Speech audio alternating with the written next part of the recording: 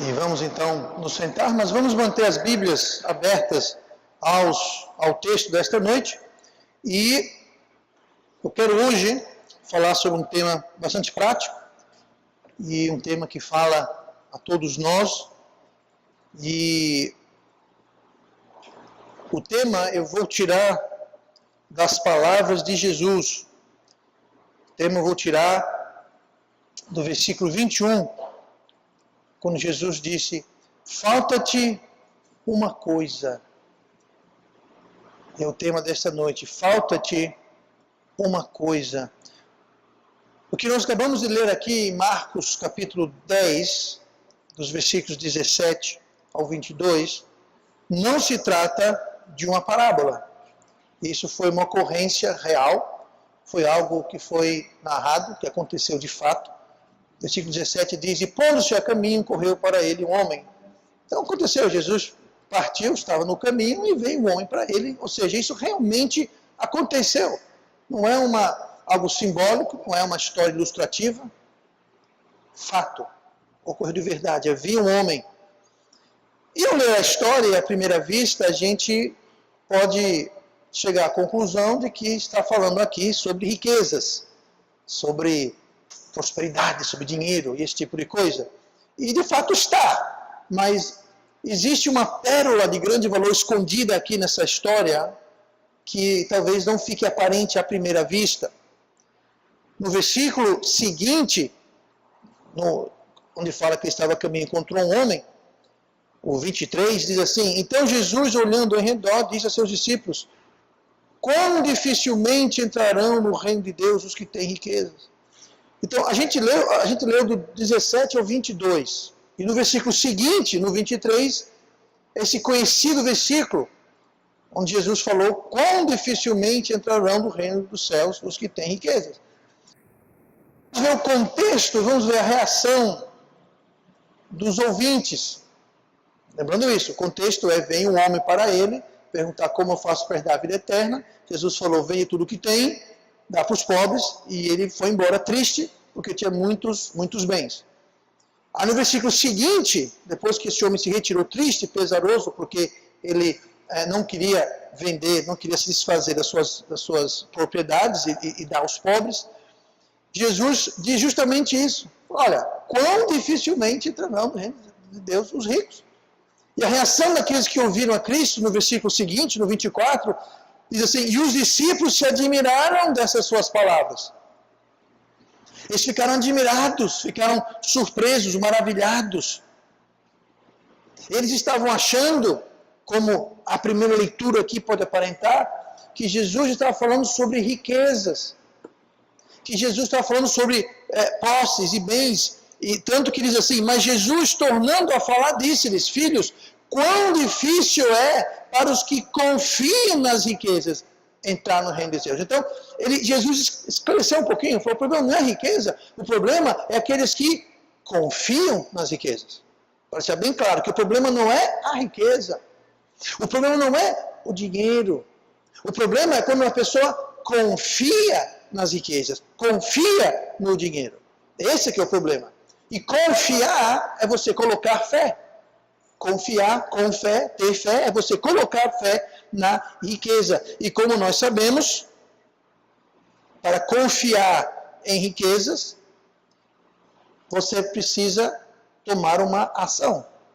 Como já vimos, tudo começa na mente, parte para o coração e gera uma ação. Nesse caso, esse homem, muito rico por sinal, ele não colocou em ação o que Jesus falou. Jesus falou: pegue suas riquezas, desfaça-se delas. Ele ouviu, mas ele não acreditou. Por quê? Porque ele foi embora triste. Ele foi embora triste.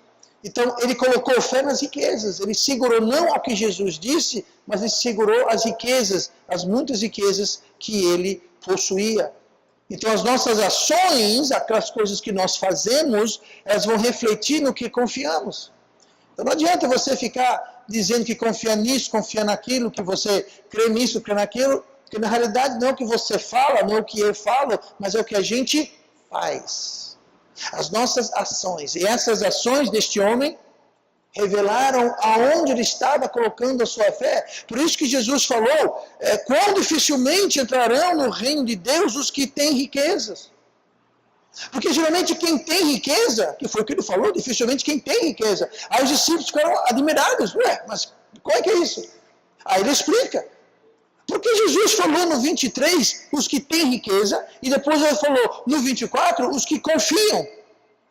Porque quem tem riqueza, o homem tem uma tendência muito fácil para confiar na riqueza. A riqueza tem um poder muito sedutor na mente, no coração do homem. Então Jesus clarifica, não é bem a riqueza a questão aqui, mas é onde você coloca a sua fé.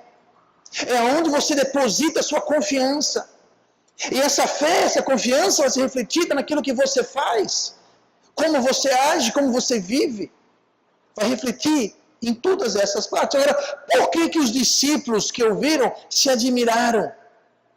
Vamos ver aqui o contexto de um texto paralelo, que esse relato é contado algumas vezes, e lá em Lucas, por exemplo, no capítulo 18, nós temos um relato paralelo que fala no mesmo evento, o mesmo episódio, de um outro ponto de vista. Ou seja, ele está acrescentando. Então nós temos que ler os dois, às vezes são três, e nós podemos então, juntando tudo, ter um ponto de vista mais completo. Mas lá em Lucas 18, 24, diz assim, e vendo Jesus que ele ficava muito triste, falando sobre o homem que foi embora, disse, quão dificilmente entrarão no reino de Deus os que têm riquezas? Porque é mais fácil entrar um camelo pelo fundo de uma agulha do que entrar um rico no reino de Deus. E os que ouviram isto disseram, logo, quem pode salvar-se? Veja como a gente agora tem uma ideia diferente de como que os discípulos se maravilharam. Eles ficaram maravilhados, admirados com aquilo. Mas sabe por quê? A gente entende melhor lendo Lucas 18, quando eles disseram, quem pode se salvar? Basicamente, Jesus falou, quem tem riqueza dificilmente vai para o céu. Quem ouviu disse, uau, mas se isso é verdade, então, quem vai se salvar? Você tem que entender a mentalidade naquela época, e é muito prevalente hoje também, mas a mentalidade do judeu naquela época, o contexto da ideia errada naquela época, era que riqueza era a prova final e definitiva do favor de Deus na sua vida. Bem como a teologia da prosperidade hoje em dia, onde se você agrada a Deus, Deus vai lhe agradar lhe dando riqueza. Então, se é rico, é porque você está de bem com Deus. Se Deus dá dinheiro, Deus dá riqueza, é porque Deus está agradado com o seu modo de viver. É isso que eles pensavam. Claro que isso não existe, mas eles pensavam assim. Então, quando Jesus falou, dificilmente entrará um rico no reino de Deus, vai ser como um camelo entrar pelo olho de uma agulha. Ah, pastor, esse olho de agulha era uma porta que o camelo tinha. Não era porta, coisa de conversa boa dormir.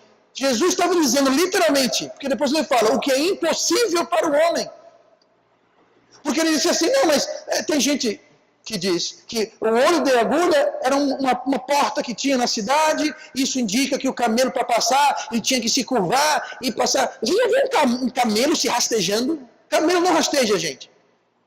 E que Jesus falou o que é impossível. Bom, se o camelo pode passar e rastejar, se rebaixar e entrar pela porta, então é possível.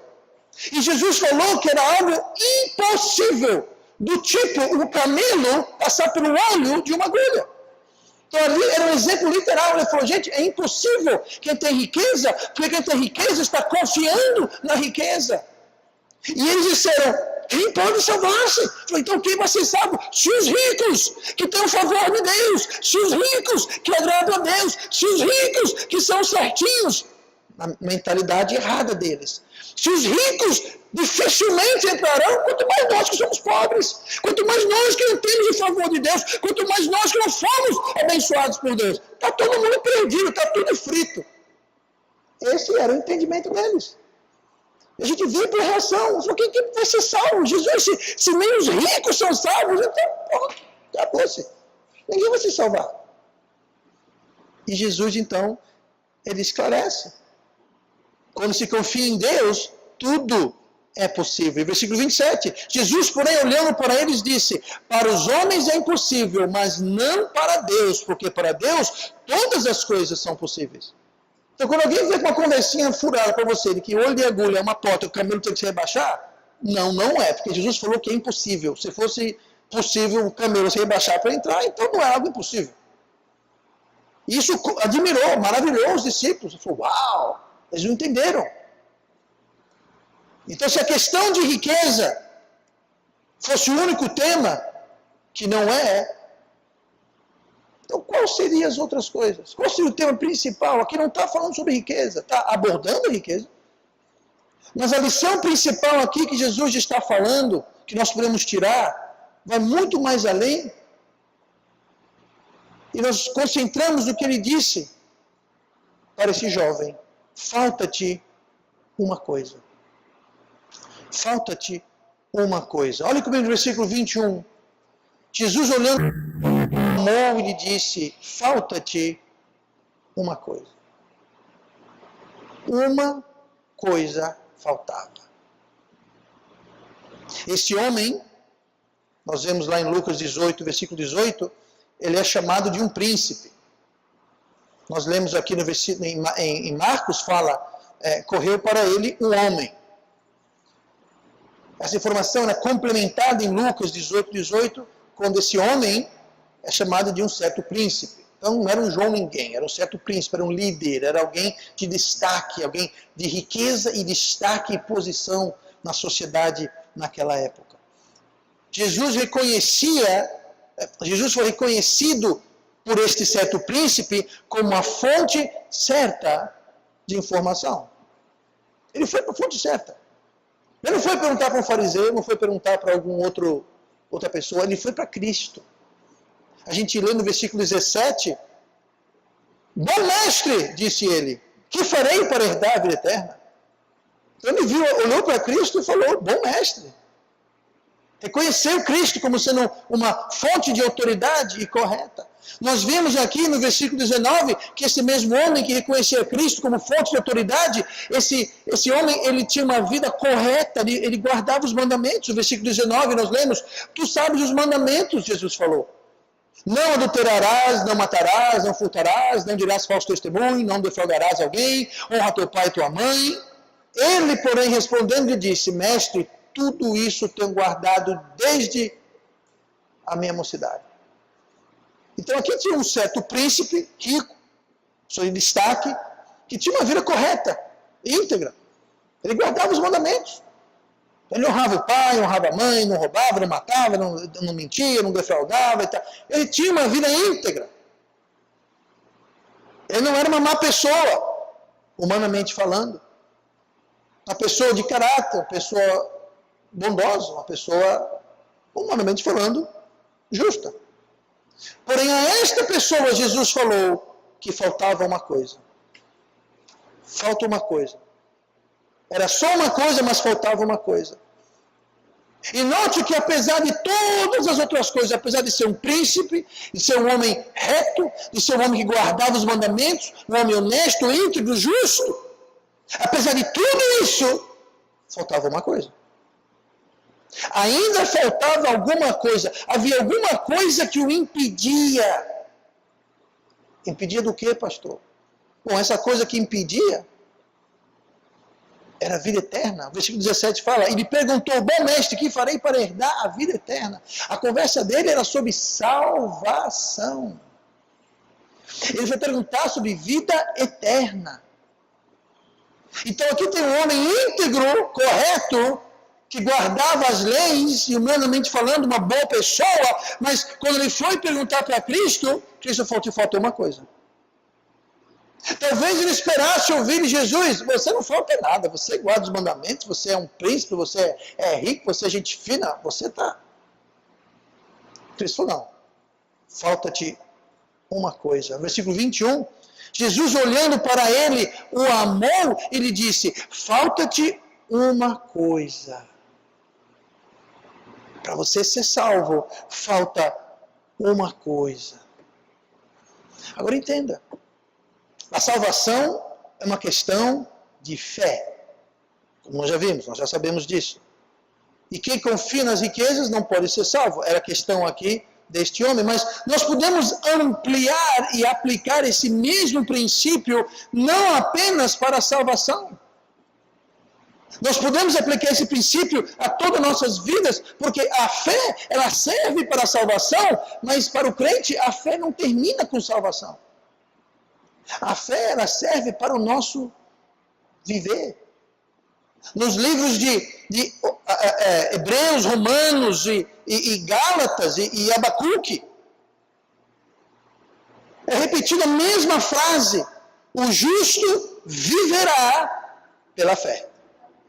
O justo viverá pela fé. Então a fé não é só uma questão que você tem fé para a salvação. Sim. Sois salvos pela graça por meio da fé. Isso não vem de vós, é dom de Deus, não vem das obras para que ninguém se glorie. Efésios 2, 8 e 9. Então a fé é para a salvação. Mas não é só para a salvação. Então a gente não tem que confiar apenas para ser salvo, nós temos que confiar para viver, para caminhar, para o dia a dia, para a caminhada diária, para as nossas decisões, para as nossas opções, para o nosso falar, andar, nosso comportamento. A fé se aplica para o viver, e não só para a salvação. Então o princípio que Jesus falou aqui, falta-te uma coisa para ser salvo, pode se aplicar também para o nosso viver. Pode aplicar para quando Deus, Ele quer nos dar a sua boa, perfeita e agradável vontade. E Deus não pode dar a bênção plena que Ele tem para nós, porque falta-nos uma coisa. Ah, pastor, eu vou para a igreja, eu leio a Bíblia, eu faço isso, eu faço aquilo, falta-te uma coisa. Muitas vezes é uma coisa só que falta. É uma coisa só que impede. É uma coisa só que está entre você e a terra prometida que Deus tem para você. E você, como esse certo príncipe, pode ter uma multidão de pontos bons, fazer uma multidão de coisas boas, mas falta-te uma coisa. Eu não estou aqui esta noite para dizer qual é a coisa que te falta, mas eu estou aqui para te dizer que Deus pode estar olhando para a sua vida e está dizendo, falta-te uma coisa. Tem uma coisa que está impedindo, empatando a bênção plena na sua vida. Está impedindo aquilo que eu quero e posso e vou fazer. Se você consertar essa uma coisa. Aí com cada um de nós de Deus. Eu não, mais uma vez, não estou aqui para dizer qual é essa coisa. Então essa uma coisa pode impedir a salvação, mas ela pode impedir também a vontade de Deus. Ah, pastor, mas será possível que uma coisinha, uma coisa só pode estragar tudo? Vou te dar um exemplo. Vá para casa fazer um bolo, ao invés de farinha, você muda de farinha por areia. É só um ingrediente. Só muda esse um ingrediente, veja o que acontece. Eu vou de açúcar por sal. Em vez de 2 xícaras de sal, coloca 2 xícaras de açúcar. É só mudar um ingrediente. Uma coisa faz uma grande diferença. Enorme diferença. Você sabia que o sal comum, o sal que você tem em casa, ele tem os mesmos componentes químicos do gás venenoso que foi usado na Primeira Guerra Mundial? O que muda é a quantidade, é a estrutura química, mas é a mesma coisa. Sal que precisamos para a saúde, sal que precisamos no dia a dia. Você muda a estrutura molecular dele e ele se torna venenoso. Falando em tornar venenoso, quem aqui já ouviu falar, irmão Manuel, você não conta, quem já ouviu falar em tacacá? Como é que é, pastor? Tacacá, pois é. Tem tacacá lá no curso na terra? Tem não? Tem não, que pena. Tacacá é uma iguaria do Pará, é uma delícia. É uma sopa, um caldo feito com várias coisas. Tem um tal de jambu que você come e fica com a boca cheia toda, como você sai do dentista, toda anestesiada. Não tanto, mas quase. Tem camarão, glória a Deus. Mas um dos ingredientes principais é um tal de tucupi. Tucupi é feito da mandioca selvagem. Tucupi demora, são dias, né, irmão? dias fervendo em certa temperatura, tal coisa. E se você não fizer exatamente tucupi do jeito certo, ele é venenoso. E nós damos palmas a todas as pessoas que morreram através do tempo até descobrirem o ponto certo do tucupi não ser venenoso, né? Porque deve ter morrido muita gente aí no caminho. Mas veja bem, você muda o modo de preparo de uns ingredientes e aquela iguaria se torna venenosa, fatal, tóxica. Então, uma só coisa pode fazer uma grande diferença. A Bíblia diz do seguinte modo: um pouco de fermento leveda toda a massa. Para esse jovem aqui, Jesus falou: você conhece os mandamentos? Ele disse: mas mestre, desde a minha mocidade eu guardo todos. Jesus falou: perfeito. Jesus não disse não. Jesus não falou mentiroso. Jesus não falou você está enganado. Jesus não falou você não me engana. Jesus falou: falta-te uma coisa. Está faltando uma coisa. E essa uma coisa é o que vai impedir você de ter vida eterna. E este homem foi embora triste. Porque ele não foi embora com vida eterna. Mas essa uma coisa muda completamente. Deus não quer cortar o seu barato. Eu já falei isso inúmeras vezes. Deus lhe ama e Deus está do nosso lado. Deus está do nosso lado. Ele não quer estragar a sua vida. Deus não quer cortar o seu barato. Ele quer que você tenha uma vida plena. Uma vida agradável, boa e perfeita. Deus está do nosso lado. Ele quer o nosso bem. Esse jovem aqui pensou que não. Esse jovem aqui, esse homem, esse príncipe, pensou: toda a minha alegria, minha confiança, eu acordo de manhã, o que dá alegria para mim, o que dá propósito para a minha vida, sabe o que é? São as minhas muitas propriedades. Se eu vender der para os pobres, eu vou ficar sem nada. Mais uma vez, o problema não era a riqueza. O problema é que aquele homem, ele estava confiando nas riquezas. Ele estava vivendo para as riquezas. O propósito da vida dele era apenas riqueza, riqueza. Ele acordava pensando em riqueza. Ele passava o dia pensando em riqueza. Ele ia dormir pensando em riqueza. Ele sonhava de noite com riqueza. Era tudo riqueza, riqueza, riqueza. Era a alegria da vida dele. Era o propósito da vida dele. Era o alvo da vida dele. E quando você tirava aquilo, ele acabou. Então ele foi embora. Triste, porque lhe faltava uma coisa. O homem do texto, ele não entendia o amor de Deus. Não registrava o amor de Deus. Nós lemos aqui no texto, Jesus olhando para ele, o amou e disse.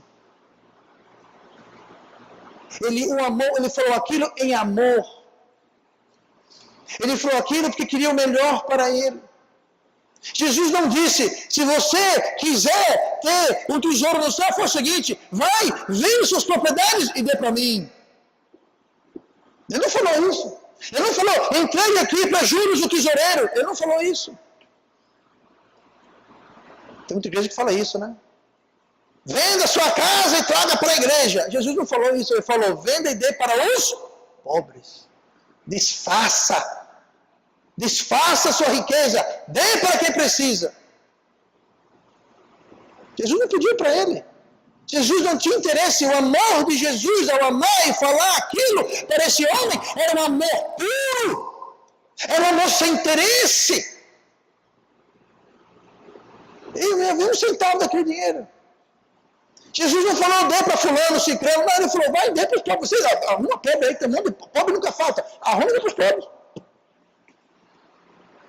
Sem nenhum interesse, sem nenhuma reciprocidade, sem nenhuma vantagem. Jesus olhou para ele, o amou e disse: venda tudo que você tem.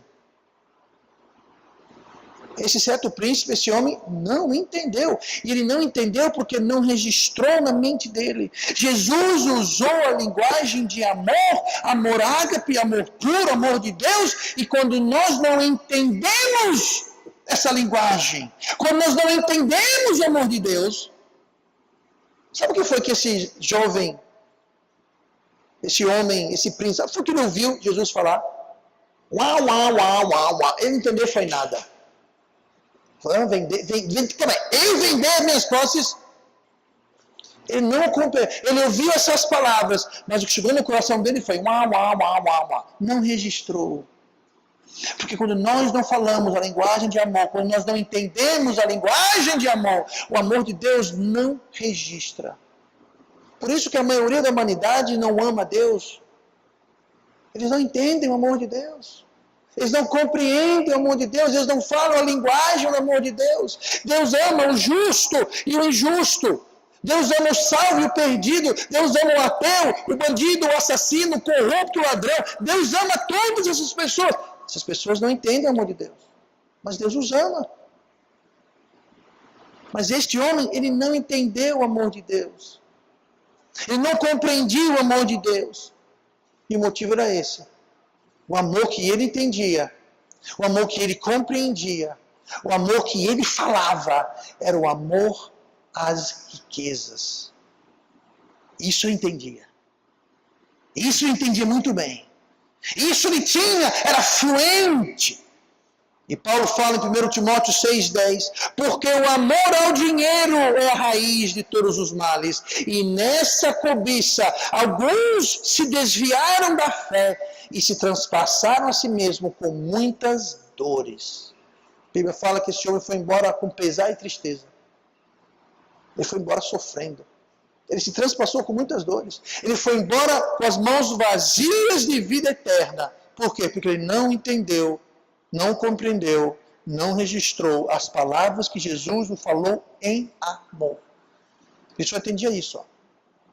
Ele só entendia amor a dinheiro. Isso entende. E aquilo não registrou em sua mente, porque ele amava dinheiro.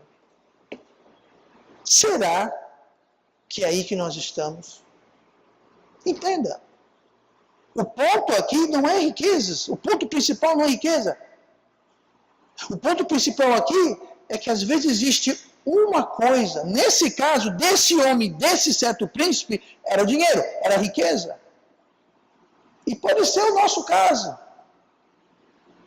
Mas pode ser que exista outra uma coisa.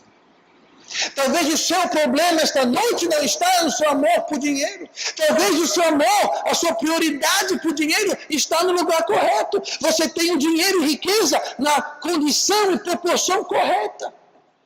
Dinheiro não é o seu mestre. Dinheiro não manda na sua vida. Dinheiro não vai determinar o que você vai fazer ou não. Dinheiro não vai te desviar da fé. Mas para ter outra uma coisa que vai te desviar da fé.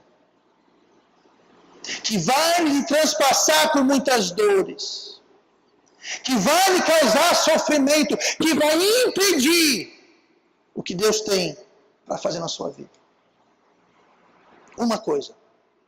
Ah, pastor, mas eu não tenho amor ao dinheiro. Ah, pastor, eu não minto, eu não roubo, eu não adultero, não faço as coisas. Mas será que tem alguma coisa que falta? Eu não estou aqui para dizer o que é, como eu já falei, eu não estou aqui para dizer, você falta isso, você falta aquilo, eu não sei. Mas será que falta uma só coisa? Porque é só uma só coisa que falta, que é o suficiente, que basta para nos impedir. Podia ser 2, ou 3, ou 10. Uma. Uma única coisa pode ser o suficiente. Será que o nosso amor por aquela uma coisa que está nos impedindo, está nos segurando, está nos barrando, está sendo uma âncora em nossas vidas?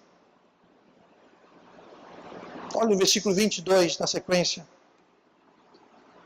Mas ele, isso é o homem rico, mas ele pesaroso desta palavra. Que palavra? Ao vende tudo e para os pobres. Retirou-se como triste. Triste. Porque possuía muitas propriedades. Este homem aqui preferiu se apegar àquela uma coisa que Jesus apontou na vida dele. Veja bem, na vida dele, Jesus apontou, e na minha vida e na sua vida, quem vai apontar é Jesus. É Jesus. Se você pedir, ele mostra. Ele mostra. Esse certo príncipe, este homem foi para Cristo e disse, o que me falta? O que tem que fazer? Bom, já que você está perguntando, você conhece os mandamentos. Faça isso. Ah, isso tudo eu faço. Pois bem, falta-te uma coisa. Jesus em amor respondeu, mas ele ficou, devido àquela palavra, devido àquela resposta, ele ficou triste e pesaroso. Quando você perguntar para Deus, Deus, tem uma coisa na minha vida? Agora veja bem, pode ser que tenha 2, 3, 10, 20, mas comece com uma. Cuidado para não fazer isso. Deus, se você não mostrar o que é, eu trato. Deus fala, tá aqui, é isso. Isso daí não. Mostra outra coisa. Falta-te uma coisa. Não, Jesus, tudo, menos isso. Falta-te esta uma coisa aqui, ó.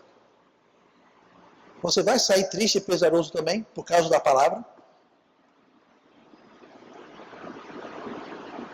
Ou você vai tratar daquela uma coisa? Ou você vai tirar o empecilho, você vai tirar o impedimento, você vai tirar a âncora? Gente, pode ser 20 coisas, mas pode ser uma só. Pode ser uma. Eu falei isso hoje de manhã, culto lá na sombra. Se você desligar metade das luzes aqui, você vai olhar para as paredes e achar que elas são todas maravilhosas. Aí ao passo que a luz aumenta, você liga todas as luzes, você começa a perceber, tem uma mancha ali, tem uma tinta descascando ali, tem uma sujeira ali, você começa a ver. É assim que Deus funciona. Dificilmente Deus vai chegar para você com uma lista de 38 coisas que você tem que mudar na sua vida. Deus não faz assim. Deus lidera pouco a pouco. Ele nos transforma pouco a pouco, dia a dia. Ele não chega com a caçamba toda e descarrega em cima da gente, não. Comece com uma coisa. Mas seja lá o que for, faça. Porque se você não fizer, a coisa que pode estar empatando no seu caminho, essa coisa que está lhe segurando no caminho, pode trazer tristeza e pesar. O que é que nós tanto buscamos, sonhamos e desejamos? O que é que tanto nós buscamos, sonhamos, desejamos para o nosso futuro, para o nosso presente, para a nossa família, para os nossos casamentos e relacionamentos, para os nossos filhos, nossas finanças? O que que você busca, mas parece que nunca se aproxima? O que tanto que você sonha, mas parece que nunca vai se concretizar? O que você tanto deseja que parece aquela coisa lá longe? Pois é. Às vezes o que está distanciando é uma coisa. Uma coisa lhe falta. Você olha para essa distância, você pensa, isso aqui é quase que impossível. Lembre-se que para Deus tudo é possível. Com Deus tudo é possível. Mas só se a gente limpar o caminho, tirar os impedimentos. Esse homem foi embora triste, havia uma coisa impedindo. Jesus falou, essa coisa aqui, ó. Ele disse, essa coisa não. Isso não. Qualquer coisa, mas isso não. Jesus falou, quão dificilmente os ricos entrarão no reino de Deus. Mas mestre, então quem vai ser salvo? Quão difícil é os que confiam na riqueza. Eu pergunto, o que você está confiando? Talvez não seja dinheiro. O que você está colocando acima de Deus? O que você está se recusando a soltar? Lá em Marcos 9:43, interessante que o que Jesus falou aqui. Isso é logo antes, ele fala, falta de uma coisa. Aí no contexto geral, logo antes ele falou em Marcos 9:43, E se a tua mão te escandalizar, corta. Melhor é para ti entrar na vida aleijado do que tendo duas mãos ires para o inferno, para o fogo que nunca se apaga. Se você ler a sequência, Jesus falou a mesma coisa sobre o pé e sobre o olho. Isso aqui, obviamente, Jesus não está falando literalmente para você sair por aí cortando seu pé, sua mão, arrancando seu olho. Ele está dando uma ilustração, um exemplo da importância destas coisas.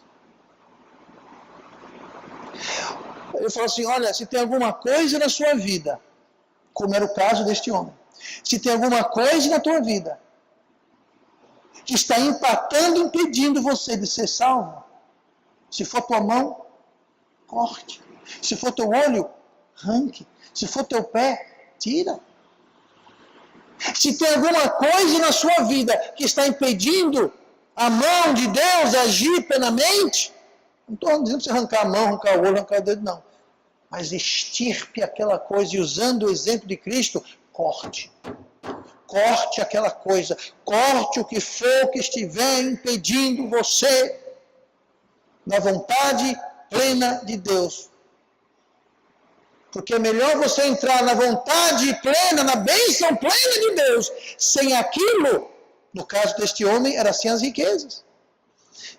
Em essência, Jesus estava dizendo, olha, é melhor você estar na vontade de Deus, na bênção de Deus, sem as suas muitas propriedades, do que você estar fora da vontade de Deus e estar cheio de propriedade.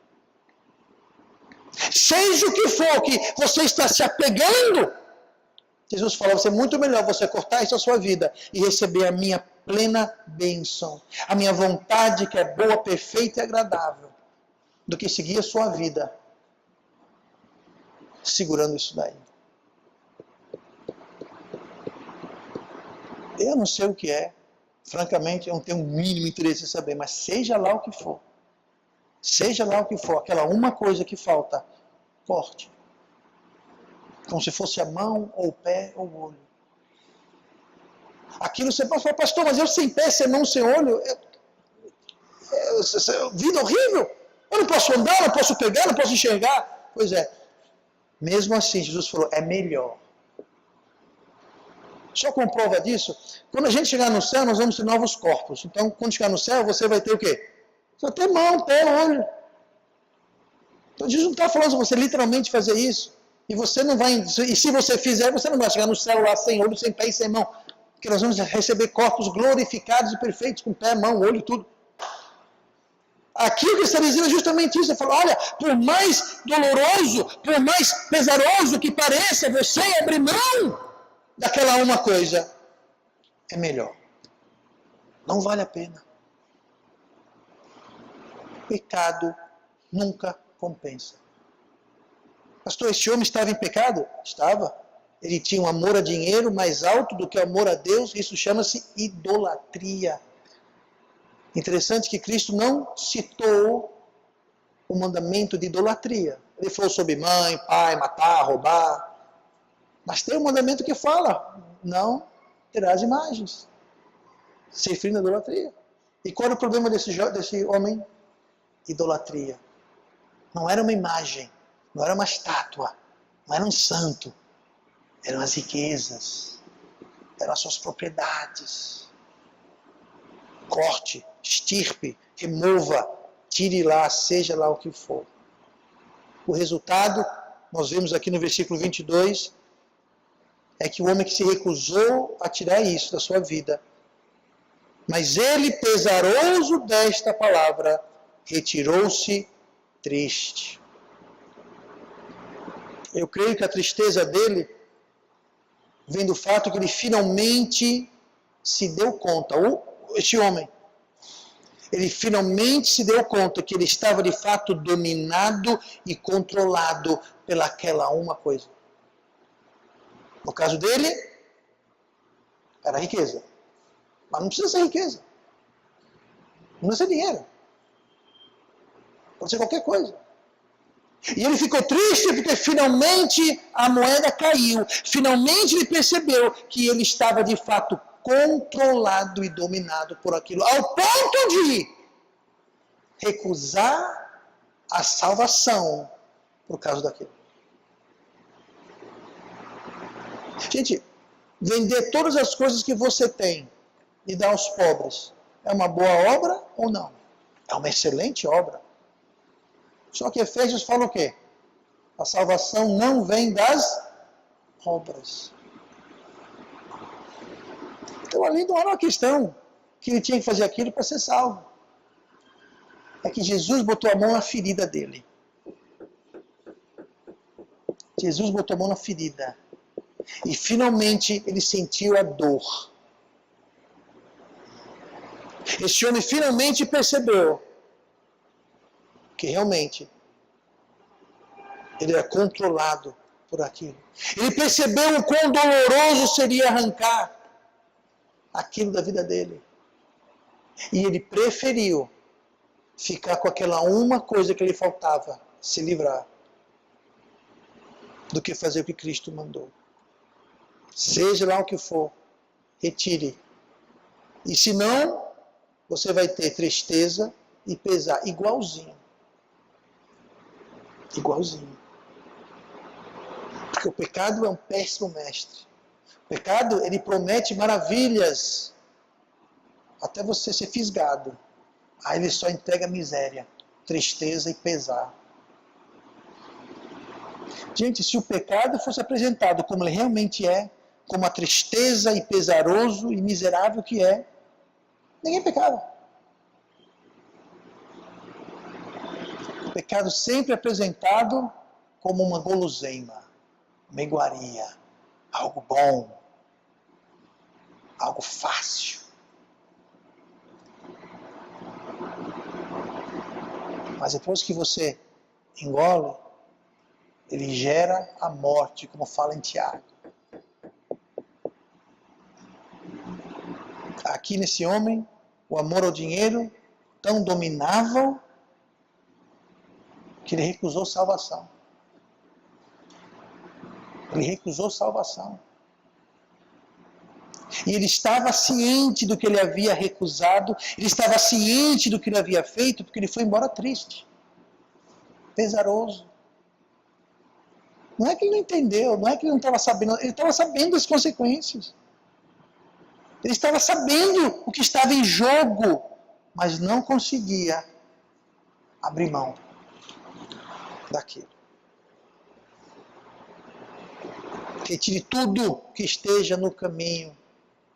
Nem que seja uma coisa ou 20 coisas, mas aquela coisa que falta retirar para desimpedir tudo, retire.